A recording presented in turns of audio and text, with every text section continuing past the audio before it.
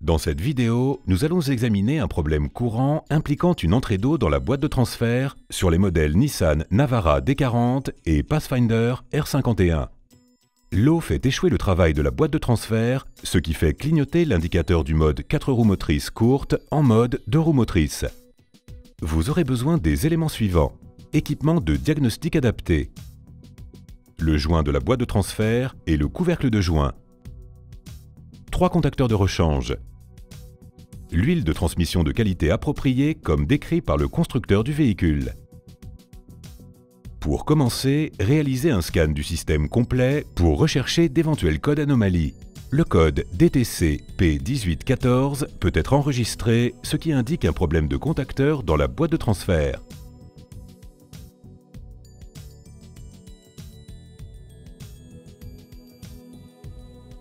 Si le mode 2 roues motrices est sélectionné, toutes les données, sauf celles du contacteur 2 roues motrices, doivent être sur la position désactivée.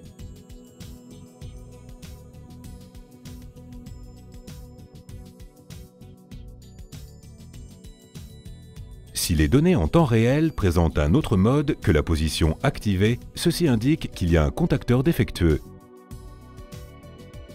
Après l'élimination d'un problème de faisceau électrique, il est quasiment certain que l'anomalie se situe au niveau d'un ou de plusieurs contacteurs.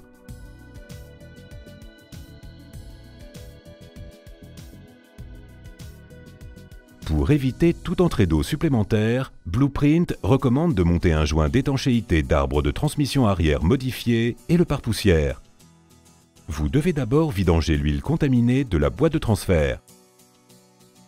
Déposez l'arbre de transmission en veillant à tracer des repères dessus qui faciliteront sa repose dans la même position. Vous pouvez remplacer l'ancien joint d'étanchéité et le pare-poussière.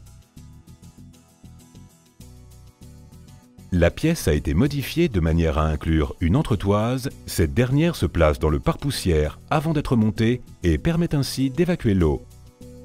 Si le pare-poussière n'est pas monté correctement, il peut entraîner une accumulation d'eau et d'autres problèmes d'entrée d'eau. Si le nouveau pare-poussière est mal monté, il ne permettra pas d'évacuer l'eau, ce qui impliquera d'autres problèmes d'entrée d'eau.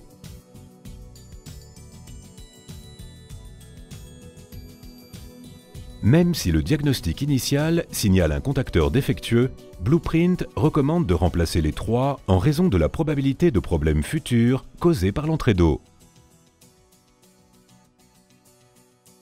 Le premier contacteur devant être remplacé est le contacteur des 4 roues motrices, également désigné contacteur attente détection ou position point mort. Ce dernier se trouve à l'arrière de la boîte de transfert. Vous pouvez à présent remplacer le contacteur de position parking de la transmission automatique et de 4 roues motrices courte vitesse.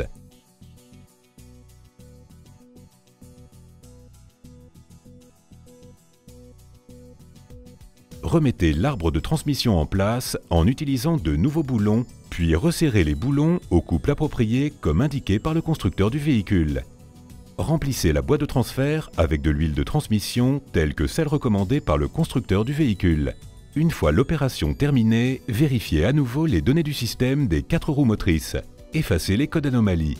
Faites un essai de conduite pour vérifier le bon fonctionnement du véhicule.